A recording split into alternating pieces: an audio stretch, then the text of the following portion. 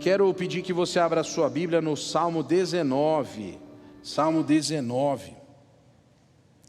Hoje nós vamos falar sobre o testemunho dos fósseis. Estamos estudando várias quartas-feiras aí sobre vários assuntos e dando uma panorâmica geral na ciência, na Bíblia. Vamos depois falar sobre o povo de Israel, sobre a igreja, sobre os últimos acontecimentos. Tudo está conectado. Mas hoje nós vamos ter esse momento especial também falando desse assunto. Salmo 19, mesmo assentados como nós estamos, diz assim: os céus manifestam a glória de Deus e o firmamento anuncia a obra das suas mãos. Um dia faz declaração a outro dia, uma noite mostra sabedoria a outra noite. Sem linguagem, sem fala, ouvem-se suas vozes.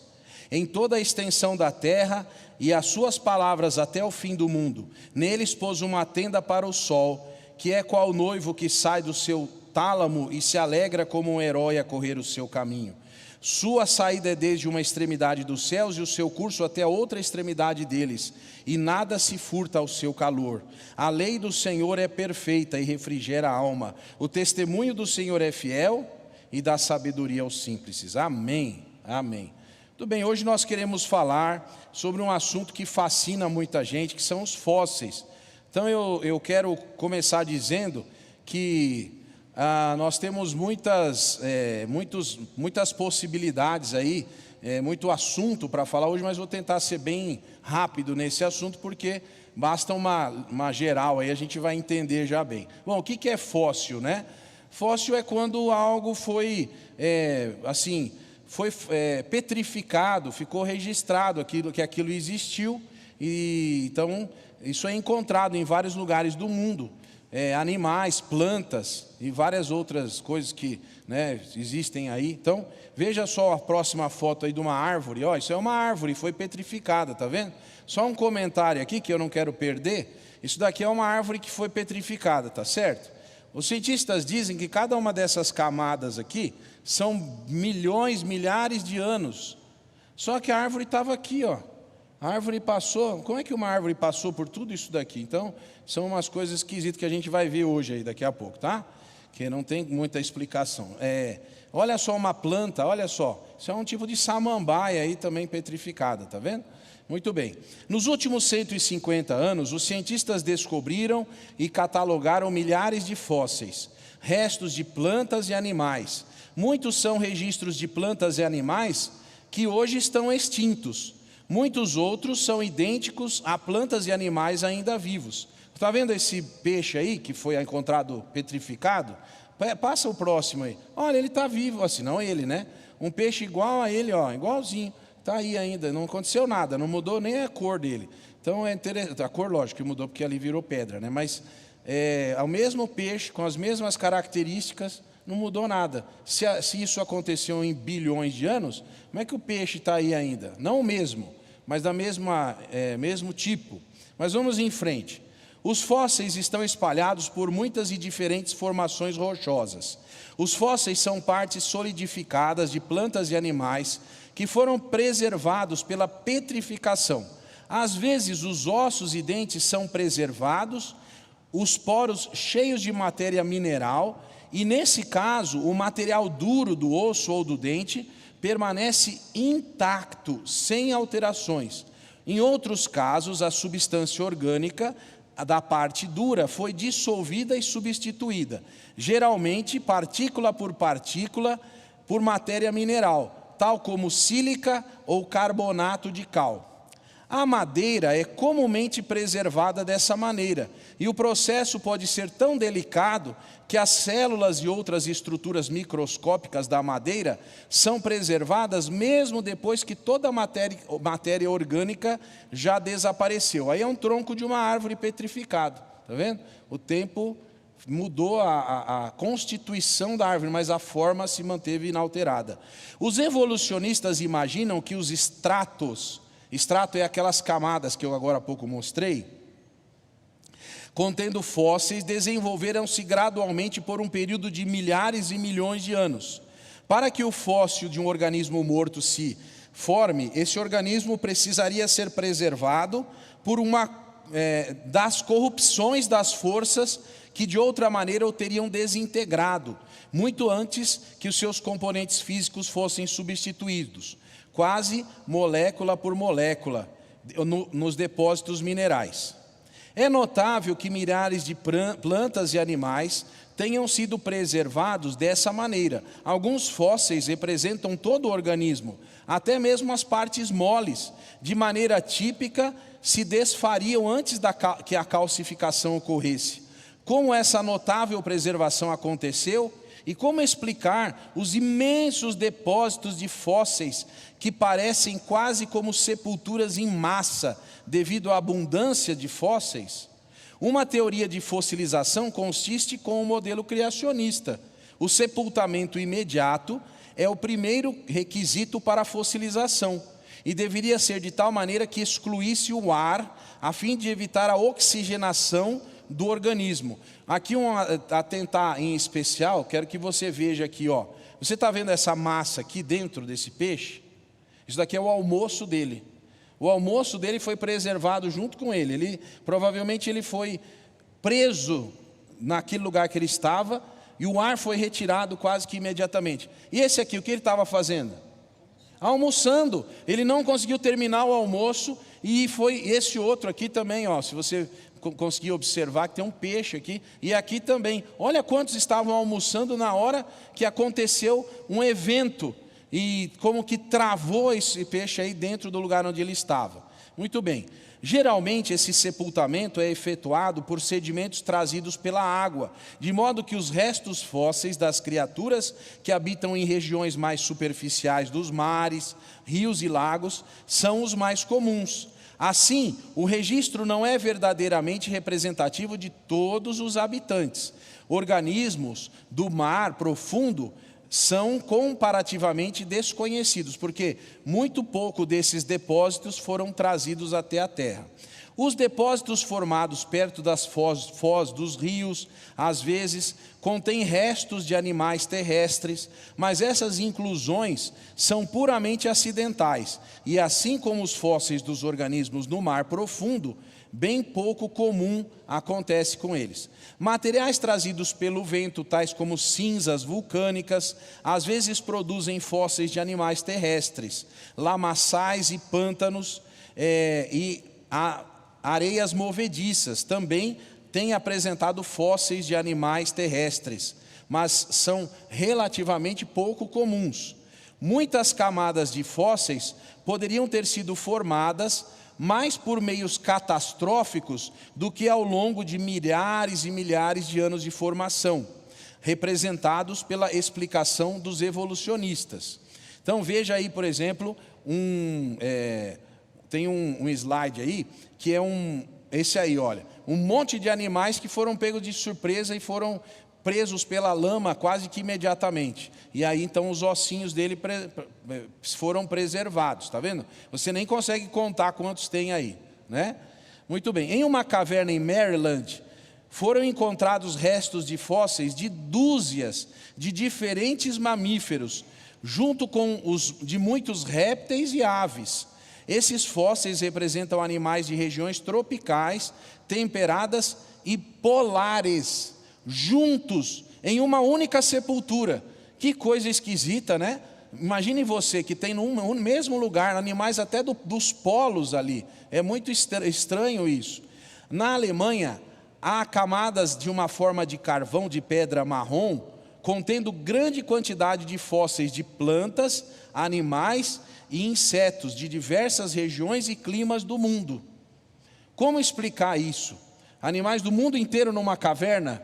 Estranho, eu estou dizendo de alguns lugares diferentes aqui.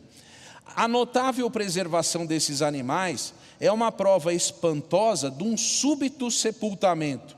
Na Califórnia, enormes depósitos de diatomitos foram encontrados contendo milhares e milhares de fósseis de peixes, geralmente numa posição indicadora de uma morte súbita. A fossilização de organismos tão grandes como árvores inteiras apresentam outro problema para o método da evolução tradicional. Ou seja, como explicar pela teoria da evolução, que até as raízes dessa árvore, até o tronco foram fossilizados, imaginando que cada uma dessas camadas aqui, ó, tenha durado milhões e milhões de anos, ó, cada camada, milhares e milhares de anos, e a árvore está aqui, ó. Como pode ser isso aí? É um mistério. A árvore sobreviveu a milhões de anos? Quer dizer, ela foi petrificada e preservada, e milhares, nada conseguiu destruir essa árvore aí. Esses fósseis gigantescos frequentemente têm sido encontrados inteiros e intactos, atravessando 2 ou mais filões de carvão de pedra. Mas organismos desse tamanho nunca poderiam ter sido fossilizados se fossem cobertos lentamente durante um vagaroso tempo e um depósito subsequente de endurecimento de pântanos de turfa. Eles teriam apodrecido primeiro. Somos forçados a concluir que esses foram cobertos quase que imediatamente com areia e água. Agora, vamos falar um pouquinho dos fósseis segundo a espécie. De acordo com a teoria da evolução, todas as formas de vida se desenvolveram de uma forma gradual e progressiva. O registro dos fósseis não dá apoio a isso. Na natureza existem alguns grupos principais de plantas e animais bem definidos, sem formas intermediárias, que apresentam claramente uma ligação entre si. O registro fóssil mostra as mesmas brechas, a despeito do fato de que, segundo a evolução, todos os organismos mortos ou vivos, fossilizados, representam um desenvolvimento contínuo de árvores genealógicas, sem grandes brechas entre os diversos grupos. Contudo, essas mesmas brechas são usadas pelo evolucionismo para classificar as formas vivas, distinguindo esses grupos em classes, espécies, famílias, etc. É visto que os invertebrados, que primeiro apareceram no período chamado Cambriano, foram os invertebrados complexos. De maneira alguma, esses primeiros organismos multicelulares poderiam ser considerados primitivos. O aparecimento posterior de outros invertebrados, grupos tais como amonites, insetos, também nos dão apoio para os diversos modelos de evolução. Em resumo, devemos observar que houve uma explosão de vida no período chamado Cambriano, e as brechas sistemáticas entre as principais espécies dos invertebrados são uma evidência forte para o modelo criacionista do que para o modelo evolucionista. As camadas de fósseis mais antigas, isto é, as de forma de vida multicelulares, são as do período Cambriano. Nelas também foram encontrados restos fósseis de formas de vida altamente desenvolvidas: corais, esponjas, vermes, crustáceos, representantes altamente desenvolvidos de diversas classificações principais. Mesmo assim, e também foram encontrados na camada cambriana antepassados comuns ou simples. Os evolucionistas creem que estas formas de vida altamente desenvolvidas precisaram de milhões de anos para evoluir. Mas nem mesmo um simples fóssil multicelular autêntico foi encontrado em alguma camada antiga ou mais antiga do que a era cambriana. Não existe nem mesmo uma única simples prova de um único registro fóssil para apoiar a pressuposição de que organismos simples e formas de células múltiplas são relacionadas em suas origens germinais, ou que todas as formas de vida subsequente se desenvolveram a partir dessas formas de vida das mais simples para as mais complexas. A teoria da evolução não é documentada por nenhum registro fóssil. Pelo contrário, a mais antiga documentação disponível prova que as principais classificações das formas de vida já existiam lado a lado desde o começo. Em vez de relatar a história da vida como uma gigantesca árvore genealógica, podemos apresentá-la como um grande gráfico de faixas associadas, muito intimamente, representando a história das classes mais importantes relacionadas desde o princípio. Os evolucionistas são rápidos em apontar que muitas ordens de famílias do reino animal não se encontram representadas na camada cambriana, mas aparecem apenas em camadas mais recentes. Isso é utilizado como evidência de que essas formas de vida mais recentes se desenvolveram ou evoluíram a partir de formas de vida mais antigas, tão abundantes na era cambriana. Parte dos criacionistas responde ao que foi dito acima, questionando os métodos evolucionistas de datar diferentes camadas. Afirmamos que, sem exceção, as famílias, as ordens e as classes de animais e plantas aparecem subitamente em camadas mais recentes, sem nenhuma forma intermediária. Se elas se desenvolveram a partir das formas de vida cambrianas, onde estão os fósseis? Simplesmente não há intermediários para os invertebrados e vertebrados. Aqui nós vemos, por exemplo, um inseto que foi preso dentro de algo que saiu de uma árvore. Isso daí, olha a complexidade de um pernilongo aí, ó. Já existia pernilongo, segundo os evolucionistas, há milhões e milhões de anos. Agora, você sabe que um pernilongo, ele é complexo, ele tem que sugar sangue, ele tem que ter uma sonda para fazer isso. Você já viu o pernilongo em ação? Já viu como ele vem te avisar? Que ele vem cantando, tem todo um processo do pernilongo. Bom, voltando ao texto aqui. Quando se apresentam provas da evolução generalizada, geralmente elas estão dentro da classificação vertebrada, uma vez que peixes, anfíbios, répteis, aves e mamíferos parecem surgir em camadas sucessivas. Contudo, cada uma dessas classes, em suas diversas ordens, sempre aparece subitamente no registro fóssil, sem formas intermediárias. Vocês estão entendendo o que eu estou falando? Não tem um bicho que é meio sapo, meio, entendeu? Meio peixe, meio, não tem, não se encontra isso. Esse que é o problema, por exemplo. Olha, aqui tem uma foto de uma abelha, tá vendo? Uma abelha fossilizada há milhões de anos. Mas uma abelha, ela tem que ir lá pegar o melzinho dela, né? Todo um trabalho que ela tem. Então, o que veio antes da abelha? Não tem nada, tem a abelha lá. Então, há 4 classes de peixes que são sem maxilar: os celáqueos, peixes encouraçados já extintos, e os cartilaginosos, como os tubarões, e os peixes com esqueleto.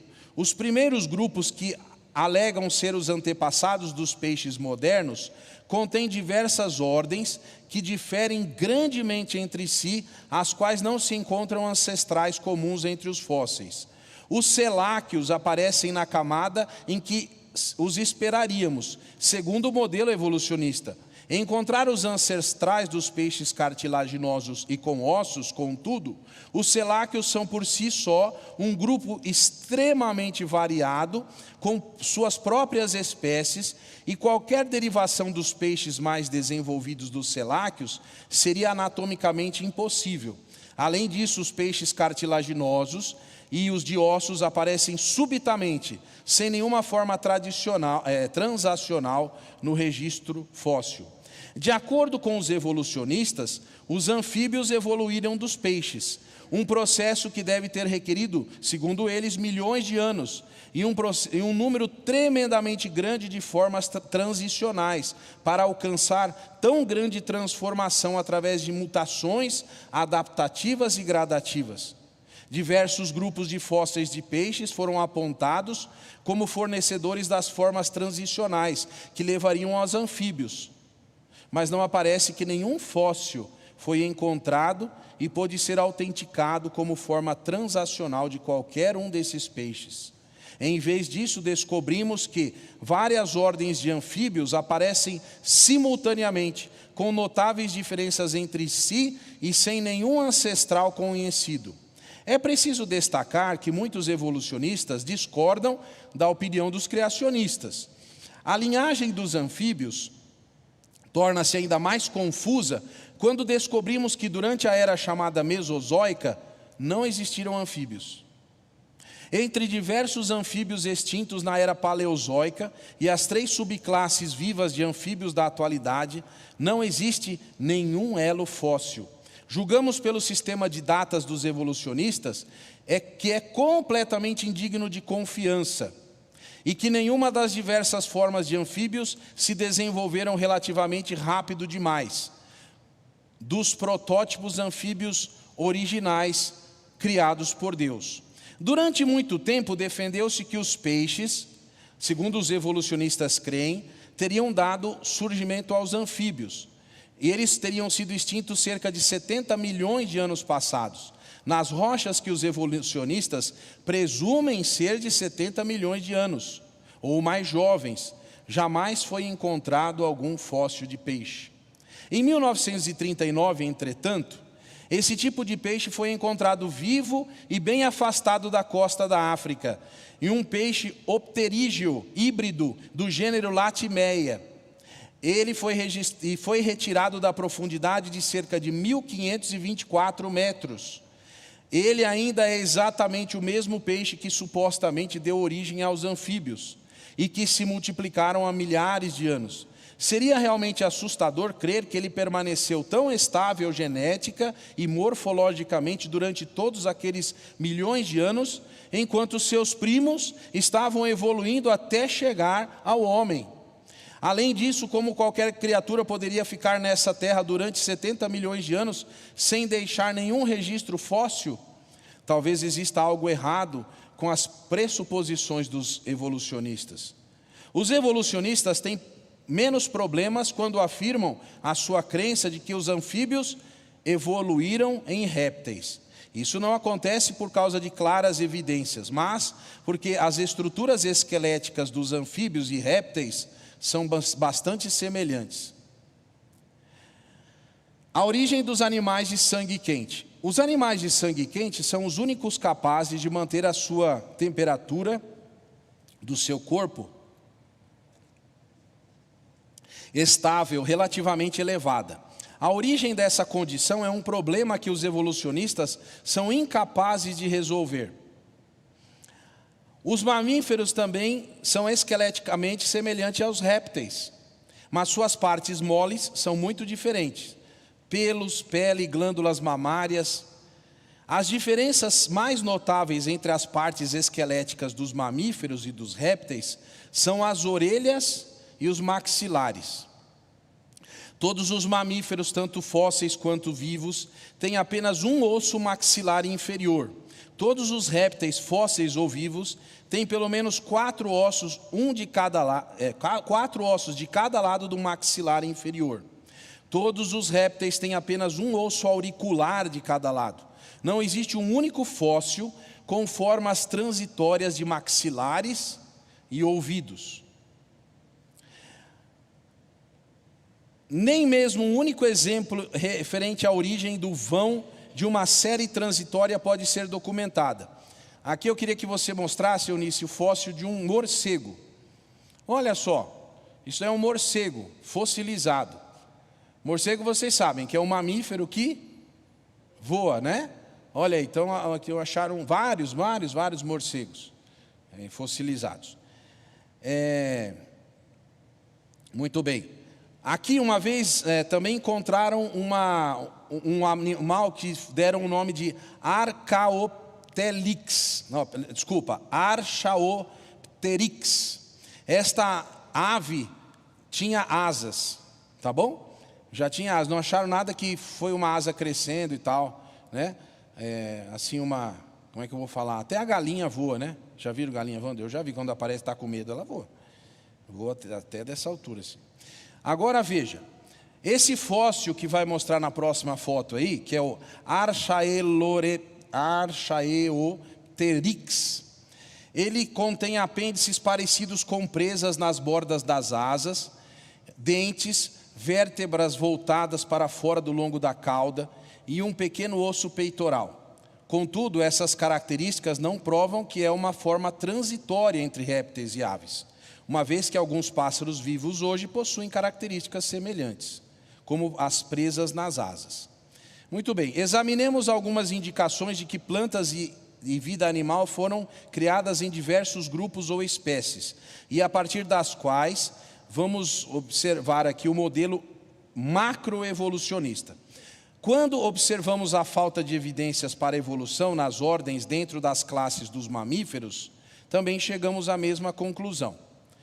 Os morcegos que são citados pelos evolucionistas como desenvolvimento dos insetívoros, que são as toupeiras e os mussaranhos, seria óbvio que as mutações maiores deveriam ter necessariamente ocorrido para que o animal como uma toupeira se transformasse num morcego.